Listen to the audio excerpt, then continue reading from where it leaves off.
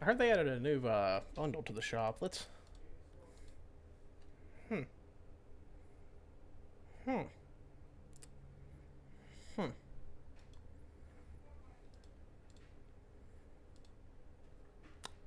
Hmm. Yeah, this is kind of cool. But $20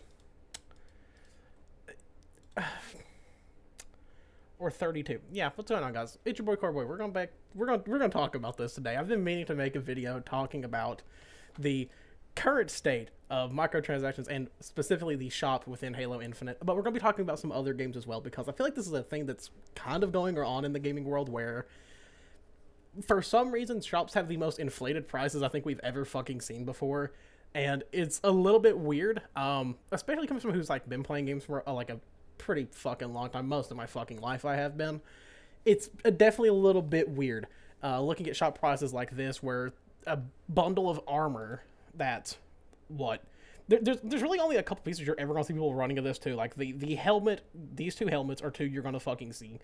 The coatings and the weapon skin. Like I'm gonna be honest, like most of this I don't think most people are gonna end up running, especially listen, I'm gonna be honest, 100%.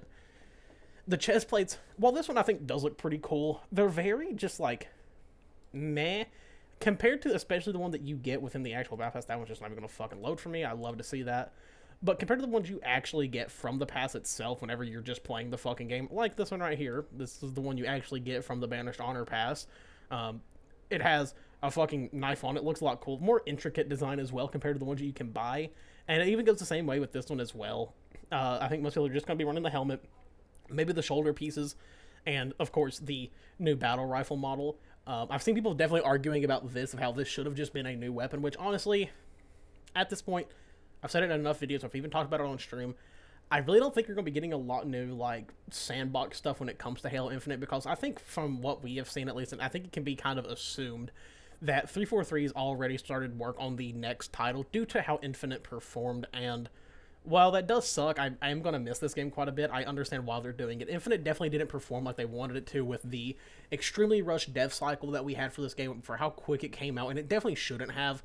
I still do believe, I think Infinite, when it released as a core game with like the gameplay mechanics, it could have been the best Halo we've ever had when it comes to not only how it plays, but how it performed as well. I think a lot of people really liked those aspects of it, but then it really fell short on the content end of things with really not many maps, not many modes, missing a lot of core elements of Halo that have always been there during release, and that's because Halos have always typically had a pretty extensive dev cycle, at least when it comes to how long it takes for them to make the games. They've always had like a pretty good time when it comes to games coming out, and this game really didn't. And I think a lot of it comes to of like Microsoft wanting them to have a new game out for the new consoles, because of course, if you guys do remember, this got announced with the Series S and the Series X, so of course they needed a new Halo to put on it, because what's Xbox's biggest IPs? Gears of War and Halo. That's like their two big names. They have to have games out for them, especially when a new console comes out, so that they can push that console and get sales on it. And it does make me worry about the next iteration of Halo we get, because we've seen how fast these consoles are getting pumped out just with like new technology, and how fast things are advancing when it comes to all worlds of consoles and just gaming in general, from PC to Nintendo, PlayStation, Xbox, whatever it may be. We see this evolving really quickly, and like they come out much faster than what we've ever seen in the past. I mean, if I look at the lifespans of the Xbox One versus the Xbox 360, there's a pretty big difference. Like I feel like the 360 had a lot more of an expansive lifespan and a more productive lifespan compared to the Xbox One or even the Xbox Series X, which really, I'm going to be completely honest and kind of blunt about it. I really don't see a reason to even buy the PS5 or the Xbox Series X or S, even in this day and age, even with all the titles that have come out, because most of them I really just don't feel like have a draw to them to make it really worth that money. Maybe like one or two games, but that's not the topic of today's video. Today we're talking about microtransactions, and that's something that has changed a lot over the years, from DLCs being the original form of microtransactions to a degree. If you guys remember that era, if you were around for that era, or if you're new, whenever games used to come out, Halo, Call of Duty, Gears of War, Battlefield, all those games, when they used to release, they would come out, you would have a bunch of maps on release, but then a couple of months after their initial release day, we would get a thing called a map pack, and it would have 4 to 6 maps, depending on which game, especially when it came to COD, because let's say, for example, if it was a Treyarch COD, you were getting like 4 multiplayer maps and a zombies map or 2, depending on how big the zombies map was. That's typically what we received back in the old COD days. And, you know, I do kind of miss that era. I think that era was very, like, I feel like it was more consumer friendly or even like price friendly compared to what we get now.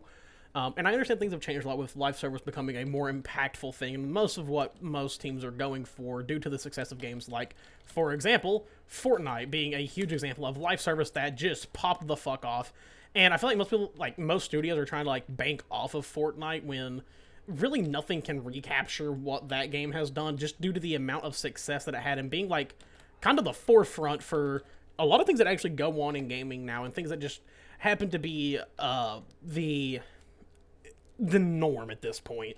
But I see a lot of arguments when it comes to microtransactions and how they are monetized and how much they are, because, well, let's be real, a lot of these are fucking extremely expensive, and I'll be honest, Halo is not even the worst when it comes to, I think Halo is like kind of moderately like okay, like I don't mind it. You get quite a bit of bang for your buck with it. It just depends on what you like and what you're wanting, is really all that it comes down to.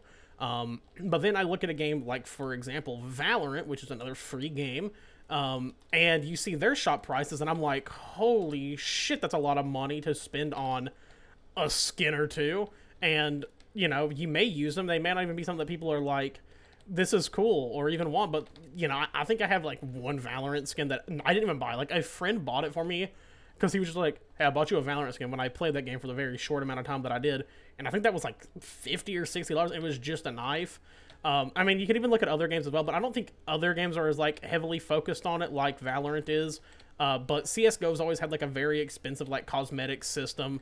I think due to that, like, also comes with like, in CSGO you can, you know, gamble. Then they have like sites and stuff where you can trade or gamble, whatever it may be. Which is like actually kind of cool about, I think, Counter-Strike in a lot of ways, and I like where they've really succeeded with it. But I do think it's hitting a point to where it is ridiculously fucking expensive, and I get why people are very upset about it. And I've talked about it on stream a couple of times because it has got mentioned to me of, you know, I wouldn't mind all these skins coming into the game if I could just buy single pieces of armor that I wanted. Like, okay, let's say a helmet comes out that you really like, but it's in a bundle and you don't want to spend $30 to $40 on a bundle. So instead you're just like, okay, well, I just want this. Like, why can't I just buy this piece of armor? Which I do think, honestly, would be the best middle ground for it, and would probably honestly make a lot of these teams more money if they gave away to just buy single pieces of equipment or whatever you want out of a bundle, because, well, then you're not only just getting the things that you want. I don't know how the fuck I lost that fight. But you're not only getting the things that you want, but you're not spending nearly as much money on it. And I think that is like the way to go about it, and what I wish most teams would do, because I think a lot of people also forget that these bundles are priced at weird price points to where you actually have to, most of them, at least the big bundles, you're actually spending more to get the amount of points that you need, because most people aren't going to just like buy the fucking, like, the 2,000 one, then 1,000, and then another like 2 of the smaller ones. You're going to buy the one that's like 3,500, and you're spending more money kind of either way than what the bundle is worth, and it gives you like a couple of leftover points that you're really not going to be able to use for anything that is even worthwhile or anything that you even really want in the fucking game. So it leaves a lot to be desired, and it leaves a lot of people feeling very weird about the current state of microtransactions.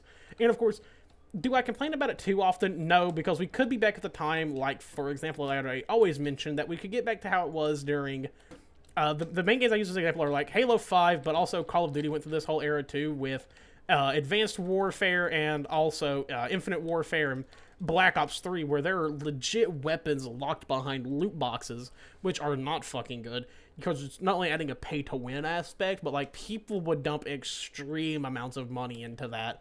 And it was honestly just a net negative for games in general, because a lot of people didn't like it. They were like, oh, cool, the only way I can actually get the shit that's good in this game is if I go and spend $150 on 10 cases, and I might get it. Like, we'll see what fucking happens. It was ridiculous. So, is it better than what it once was? Yeah, I'll agree with that. But is it also like, there's ways to make it better and better ways to monetize games? And I usually don't complain about it too often with like Infinite, for example, because it is a free game. And I do complain about it with COD because, well, there's two things to COD. If you're just playing Warzone, no, I'm not going to complain about it, because I'm like, okay, that's fine. That's a free fucking thing that you can just download and play. But for people who are paying for the fucking multiplayer, which, is now $70 with the release of Modern Warfare 3, what, like, are you not making money from that? And I understand Warzone is, like, their big thing, but let's be real here.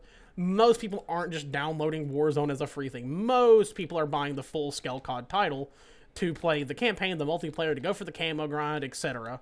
Because that's just what that's what people who play COD do. They go and do those entire things. So it is a bit ridiculous in that stake, I do think, because some of the COD packs are fucking expensive as well. About the same as what they are in Infinite. Infinite, I think, has a little bit of a, okay, because it's a free game, you can just download it and play it, and let's be real, while the campaigns are a huge part of Halo's identity, people love the Halo stories, let's be real, the main thing that most people really do look forward to is the multiplayer of Halo, because it is kind of Halo's full identity. Most people who play Halo are not just playing the campaign. They're beating the campaign once, maybe a couple of times, maybe beating it on, like, normal, and then doing, like, a legendary playthrough, Lasso, and then a lot of their hours getting dumped into multiplayer. That's always been Halo's big draw. There's just those two things. There's the campaign and the multiplayer. And that's kind of always been Halo's intention and its design is, hey, we have this sick multiplayer. Okay, I missed my fucking headshot there. That's awesome. But that's just how it is here, and I don't typically get really mad at it in this game. You're not even teabagging my body. Goddamn, you're really trying for that, aren't you, buddy? Okay, well, then I'm just gonna nade you off this fucking hill. Yep, cool, I'm gonna have you move back. Nah, come back. You're just not that good, dog. But that's just kind of their drawing point with it. So, like I said, I typically don't get mad about it with Halo a lot. But I do also agree when the community says, okay, there's these really cool skins in here, but, like, why weren't they just made into new weapons? And like I said at the beginning of the video, I think they're not going to be really focused on that, and because they're kind of, like, clearly gearing up for the end of Halo Infinite's life cycle for whatever we get next in the series, which, I'm, of course, excited for, because I just fucking like getting a new Halo, and I'm excited to fucking play it. So I do hope that with the next iteration we get, maybe it's a full-scale title, nothing that's live service. One thing I will say that I would like to see is the stuff that people bought in this game come over to the next Halo title. We recently seen that with Call of Duty with the Modern Warfare 2 and Modern Warfare 3 releases, where things in Modern Warfare 2 came directly over to Modern Warfare 3 if it was in the game. Like, for example, the weapons. You would have all of your shit for those weapons in Modern Warfare 3, which I really do hope we see in the next Halo, but I don't think we will, mostly just because of the fact that we all know that Halo's next title, rather, that's called Halo 6, 7, Infinite, Part 2, I don't fucking know, is going to be built on a completely new engine, so I don't think that's going to happen, but who knows. And if they bring back the core system, please give the players that. I think it is a great thing to have, because not only is it, like, it feels good that you're not just buying this for one fucking game, you're buying it for whatever comes out next, but then also you just have stuff in the next game that you can just bring over and customize your Spartans with, and there's a lot of customability in this game, and I do think if they do more of the cross-core stuff, the builds are going to get fucking insane. Because, like, you can change up the cores, but, like, they still have, like, their base style to them, and I do like that. That's, like, kind of where I am with cross-core right now. I'd, like, at times, like, damn, I wish I could put this chest piece on, like, this Spartan, for example, but it's only selective to that one, but it does make sense because it's, like, built just for that core, compared to something like shoulder plates or helmets and stuff like that. Like, that's like pretty general. Like, you can mostly stick that on. But yeah, I really do hope that, like, we find a way to kind of mitigate this, and I'm just going to be completely honest about it. If you have a problem with microtransactions, there's really only one way to fix that, and a way to actually backlash hard enough to get these companies to change that, and that's, don't buy them. Inform people as to why they shouldn't buy them to change this, instead of arguing with people. I think is also a great way to go, because I know some people just, like, get really pissed off and start screaming at one another. Just be honest, be like, hey, like, if we're going to fix this to make it where it's viable for everybody, then we need to lower these prices, and we shouldn't buy these to support that, because it's clearly malpractice. And I do think the exchange is also kind of a little bit weird as well, with how the point system works for the exchange. Doing the math across it, I realized, like, yeah, you can't buy that last fucking shader in there, unless, like, you're playing every single day, basically, to get the 250. You complete the pass, but then on top of that, you have to do all the weeklies as well, if I'm not mistaken, to be able to even earn it, which is kind of ridiculous, but I do hope they fix that in the next update, and the exchange is nowhere near as expensive, so people can just get more shit. That's a good thing to have in the game. I'm not going to complain about being able to have more shit. And I've also said it as well, and I want to do a full video on it talking about challenges in Halo as well, and things that they can add in the next Halo title to have things to actually go for in the fucking game other than just max rank. Like, actually allow me to go for and actually earn armor, earn things for my weapons, and I think that's just where I'm going to leave it for today. So guys, it's been Core Boy. I'll catch y'all later. Bye-bye.